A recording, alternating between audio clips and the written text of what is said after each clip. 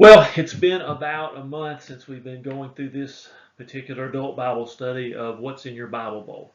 And as you remember all the way back to the beginning, I said, think about four different categories or areas of where if you were going to share Bible information with someone, what would you tell them? And as we've had several lessons, we've talked about certain characters that people need to know about. We've talked about certain books of the Bible that people need to know about, certain particular stories about Jesus.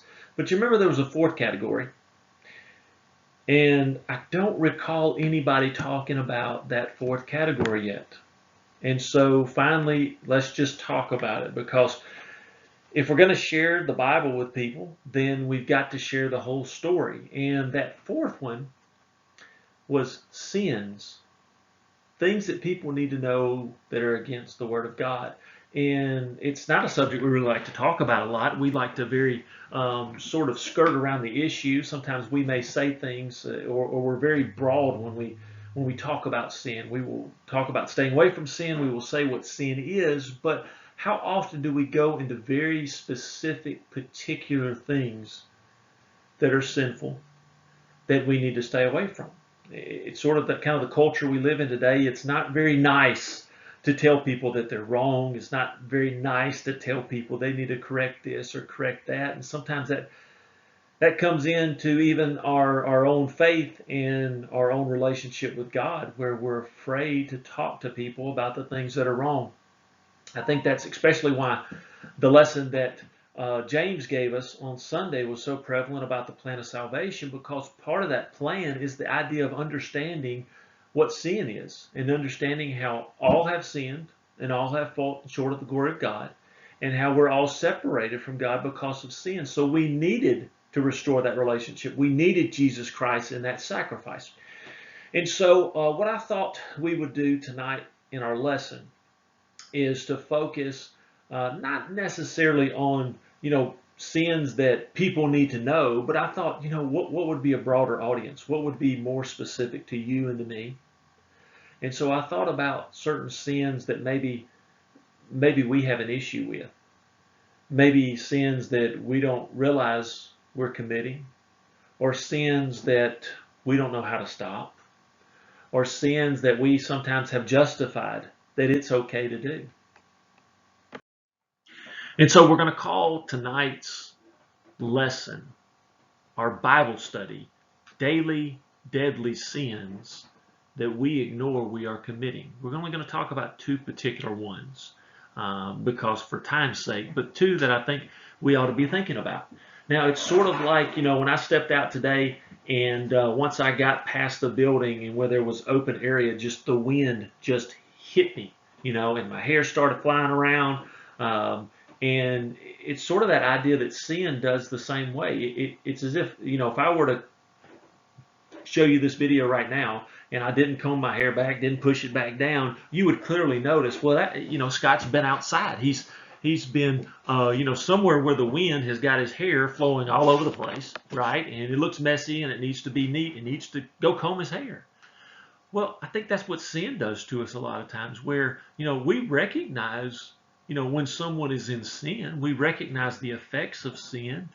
We can look at ourselves even and recognize the effects of sins, but it's, are we willing to do something about it? And so let's just talk about these two things, okay? So the first one we're going to talk about, envy. Now, envy is not really a word that we use that often. It's not a word that you hear about. Of course, if I were to ask you, well, is being envious a sin? You may say, oh, yes, it's a sin. Well, what is envy, though? Right? It's kind of hard to define. It's kind of related to anger. It's kind of related to jealousy. But do we actually understand what envy is? So envy, think about it this way. It is sort of this idea of sideways glance, right? It's imagine yourself in a vehicle. You're in a car, and for some reason, you're in the only lane that is stuck in traffic. Okay, you look around at the other cars beside you, or the other cars on the other side, and you start wondering, why am I the only one sitting here? Let me ask you something. Do you become angry because of that? Do you start blaming cars on the other side because they're moving and you're not moving? Is it their fault that you're stuck in the lane and they're moving? It's not their fault. But how many times does that make us feel angry that we look at something else that's sideways beside us and we say, I wish I was there. I wish I was in that lane. I wish I was that person. And then we start being envious of things that they're in no control over where you are. They didn't put yourself in that position, right? Envy involves a negative feeling toward the person who has or is what we want to be. Envy is sort of fueled by resentment, right? How often are you resentful for other people? Maybe it's the position they hold, maybe it's certain things that they have, and you look at it and you say, that should be me. That's the idea when you have a negative feeling towards someone, right? And it's not simply about stuff. It's not simply about I'm envious and I'm angry at that person because they have a better vehicle than me. It's more about a lot of times the character traits, right? It's the gifts, or we may say the blessings, or families, or positions in life that people have. So don't get stuck on just, well, I'm not an envious person because, I'm not materialistic. And so it doesn't matter if that person has a better vehicle than me or a bigger house than me or is able to take this vacation or that vacation. I don't get bothered about those things. So therefore, I'm not envious. It's more about the character of you being negative toward the person themselves. You're resentful toward the person themselves because of maybe the position they're in or the blessings that they have. I'll tell you what else is kind of interesting about envy is it's strange that envy works differently between people. It's not as if, every single person is envious over the same exact thing. It's not as if we were to say, well, it's not fair that Donald Trump gets to be the president of the United States. I'm envious of that. I should be in that position. That may be the case for some people. Some people that have political aspirations, they may be envious of that particular position and him because he's in that position. But it's interesting that envy works so many different ways. Like I can be envious of you and I can have resentment towards you because you are musically talented. You could lead singing or you could play the guitar or whatever it is. But at the same time, you could be envious of me because of something totally different. And that's sort of the idea behind envy is, it's not just one particular thing that we say, okay, stay away from this thought because you're going to be envious. It works on each and every one of us, and it works on each and every one of us in so many different sort of ways. Resentment leads us to be envious of people. Now, what else do we know about envy? Well, you may ask yourself, well, how do I know if I'm an envious person? Well, ask yourself this question. Are you prone to judging people according to their appearance? Sometimes we use words like racism. We use words like prejudice. We use other words, but the idea is there something envious about someone else that when you look to them, you don't even know the person, but just by looking at them, just by looking at their appearance, you have this resentment. Well, that's a sign of envy. Or maybe do you find yourself having negative feelings toward a certain person or a group of people without reasonable cause?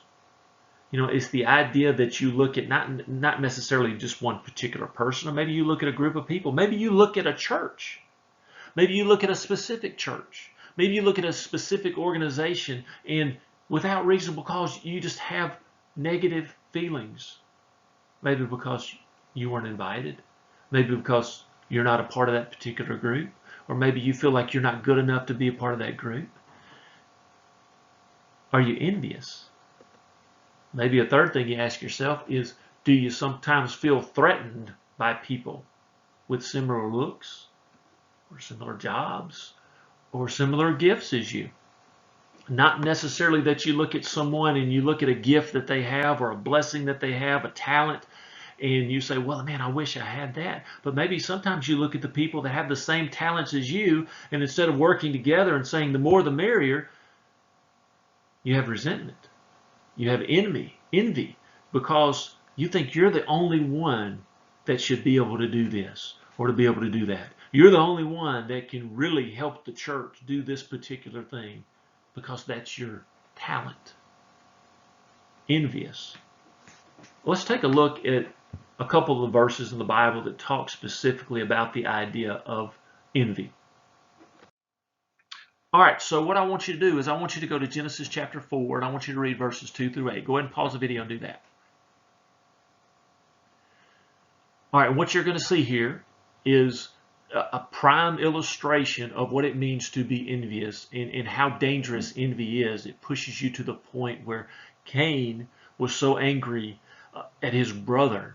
And notice again, he was angry at his brother, but is it his brother's fault? No, it's not his brother's fault. See, he's angry with his relationship that God has rejected of this offering, and therefore he takes it out on someone else because their offering was right. So many times that happens in our lives where we're envious over someone else and something they're doing. It doesn't have anything to do with us, but for some reason we use that as an example to be envious and to justify our envy. Just like sitting in the car in the line that's stuck. Everybody else is moving. I want to all of a sudden be mad at the other drivers at the other cars. I didn't put myself in that position. This is when we have to be real with ourselves instead of denying that we have a problem. Go ahead and go now to James chapter 3, and I want you to read verse 14, 15, and 16. Go ahead and pause the video and do that. So as you read those particular verses, again, James, as he does a lot, especially in chapter 1, he talks about this idea of wisdom. And he says wisdom is directly opposite this idea of where he would say bitter jealousy, and tying the idea of enviness, of being bitter as well. And he says, don't go and teach those things as if they're truth. Those things didn't come from above.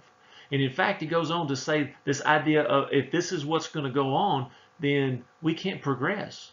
We can't move any further. And I think that can't be any closer to the truth when we come to the church, where there's no way in the world that we at Sycamore will grow, that we will do what God wants us to do if we're steadily being envious of one another, of looking and resenting someone because of their particular talents or because of something they did, and instead of working on our relationship with God to be better. Now there's a couple other verses I'm going to pull on the screen here. Feel free to pause and to go read those as well. But it's the idea that envy is something we have to pay attention to. It's something that can very easily be a part of our daily lives if we find ourselves always being angry and always being bitter and always being resentful and always being jealous. All of those things tie into this idea of envy. So here's what I want you to do this week, okay? We're going to work on being less envious. And the way we're going to do that is two things, all right? And I know these things may be a little bit harder right now because of, well, the idea that not everybody's back together and you may not see a lot of people. But I want you to try to do this. Number one, I want you to intentionally, okay? I want you to intentionally place yourself in a position of giving by serving other people. This could be as simple as holding the door for someone. This could be as simple as making them a homemade mask and delivering it to them. This could be something as simple as a meal. It could be something as simple as just checking on someone. It can be something like complimenting someone about the shirt that they have on, or whatever it may be. Put yourself in a position and intentionally give positive feedback to other people. Because what that does is that reinforces my idea of, I just want to get along with people. I want people to like me, and I want to like them, and I don't want to have any negativity there. And so the more interaction you'll actually find when you talk to people is this idea of, I don't have to be afraid of them. I mean, how many times have we put ourselves in a position of of judging someone, of seeing someone from afar off and prejudging, we don't even know them, to come to find out, down the road, we actually become friends with them because we start conversations with them, and we realize, man, I was way off on this person. I was sitting here throwing judgment toward them and being bitter and resentful, and I didn't even know that person. I totally misjudged them. Well, that only happens when we don't have conversations with each other and we just want to simply sit back and judge from afar off. Don't be an envious person. Try to work on that. The second thing I want you to work on this week is to identify a positive characteristic of a person you're around often, and then compliment them on how good they are at that particular trait. Again, it's the idea of when you think about other people instead of yourself, and you build them up and compliment them as we're supposed to be edifying and encouraging each other, well, there's no way for you to be envious. There's no way for you to be thinking negative or bad thoughts if you're willing to positively give people good compliments. Envy. That's the first daily deadly sin we run into. Now, the second daily deadly sin I want you to think about is sloth. Now, that really is a word that we hardly ever talk about. Maybe we say it a little bit differently. Maybe we say, are you a lazy bum? Have you ever been asked that before? Maybe parents, do you ever ask your teenage kids, are you a lazy bum? Have you done anything all day? Get up out of bed, clean the room, go do something, right? What does it mean to be a sloth? Well, sloth is essentially apathy. Meaning that, it's not just a physical thing, but it's so much more an emotional thing as well, a mental thing as well. Sloth is not just laziness of the body, but it's also laziness of the mind. It's laziness of my thoughts, laziness of my feelings. It starts with a sad disposition or an attitude. Did you know that the word sloth, it actually comes from the Greek word for carelessness? Carelessness. And that's exactly what sloth means. It means I'm not caring. Procrastination is probably a word you hear a lot of times. Maybe if we don't use the word sloth, we use the word lazy, we use the word procrastination. Let me ask you something. When's the last time you let the responsibility slip from what you were supposed to do because of procrastination? And maybe even what were the consequences of that? Maybe that's a good discussion question for you to have at this time. Go ahead and pause the video and let me ask it again. When's the last time you let a responsibility slip because of procrastination?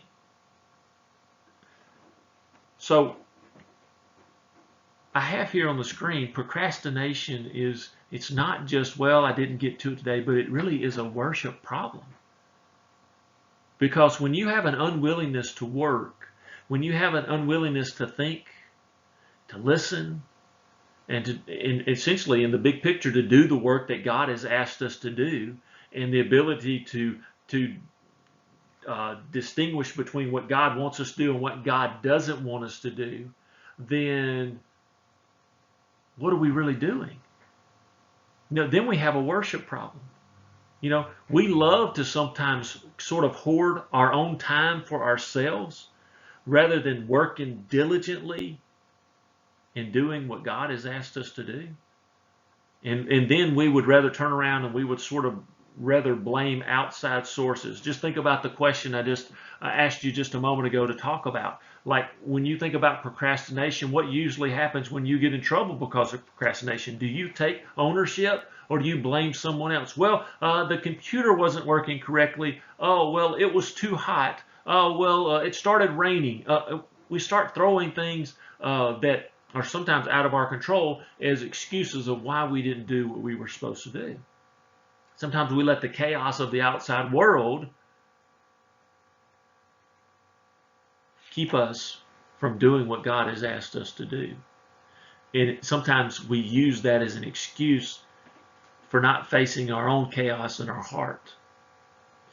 Are we a lazy bums? Are we slothful? Do we really care?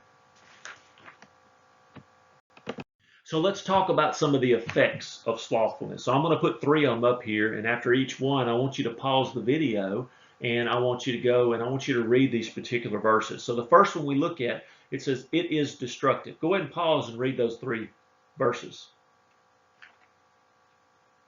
So what do we mean when we say the effects of slothfulness? It is destructive.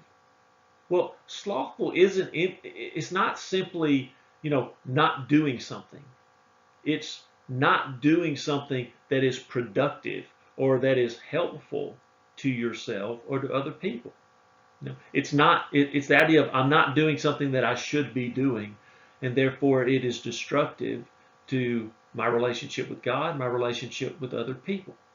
The second one, go ahead and pause the video and read these couple of verses that talks about why slothfulness is irresponsible. So why is slothfulness irresponsible? Well, it's the idea that when I fail to, as we would say, seize the day that God has given me, when we say, the Lord gives us this day, let me, work for Him, let me do whatever He wants me to do. Well, when I'm lazy, when I'm slothful, I don't take advantage of that day. And quite frankly, that's just irresponsible. It's spiritually irresponsible for me to take advantage of the opportunities that God has blessed me with. Thirdly, it is hateful. Go ahead and pause the video for a moment and read that verse in Matthew chapter 12.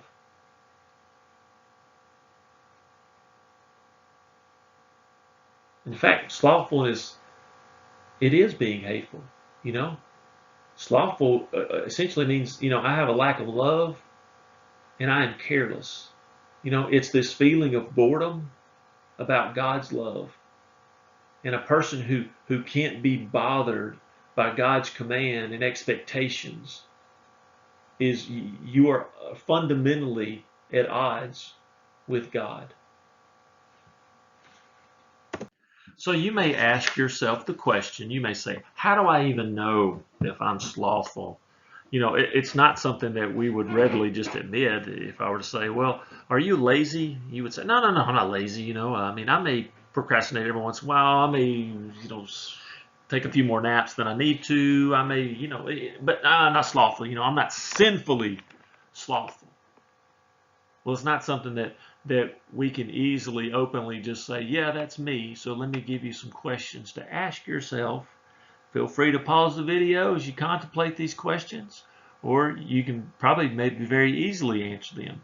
But these are some ideas of maybe you need to recognize your own weaknesses.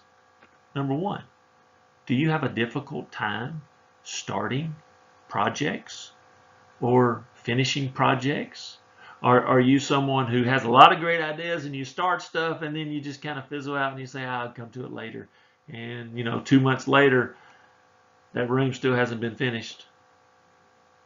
Do you have a tough time doing that? Or what about when people are soliciting help?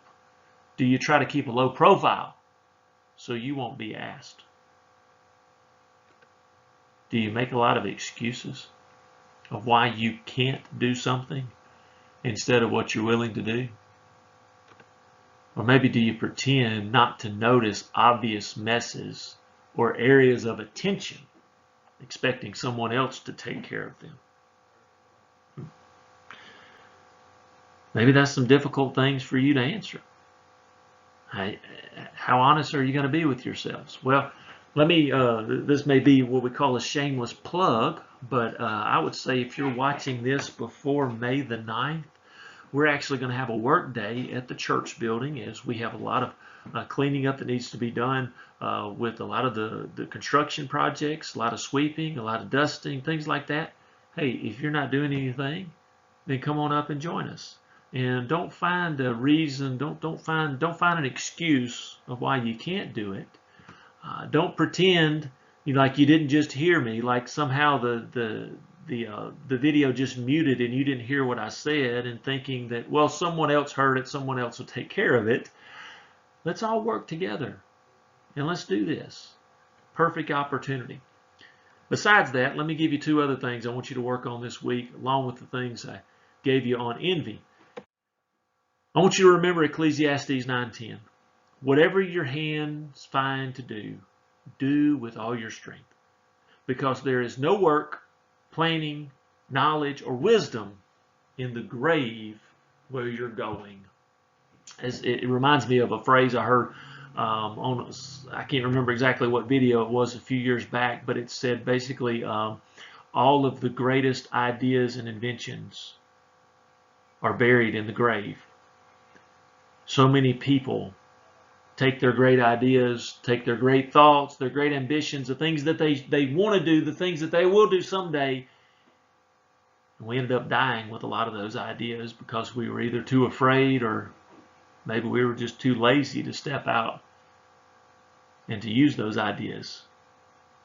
This week, I want you to be very specific about what you're going to do and what you're going to get done. The easiest way to do that is to make a plan and stick to it. You know, we've been having some college Zoom meetings with our SOC students, and one particular student, I won't call her out by name and embarrass her, but you can see in the video right beside her on the wall, she has this poster that says, you know, things to do, and she has her things she's going to do that week. How often do we get that prepared about our week to say, okay, these are the things I'm going to do this week? More importantly, how many of those things are spiritual things that we say, I do not want this week to end without me doing A, B, C, D, whatever it may be. And then as kind of a fun, just a funny little video for you to watch, it kind of goes along with this idea of slothfulness. While you're already on YouTube watching this, I want you to go and type in the search type Zootopia Sloth DMV, and I want you to watch that video, and I'm sure you'll get a kick out of it, and it will tie really the idea of what it means to be slow or to be lazy. Hopefully these are a blessing to you. Again, like we said, we're trying to give people a well-rounded idea of what the Bible's about, but we cannot leave out the idea of what sin is, and specifically the sins that we struggle with. So let's work on these two things, and let's be better together.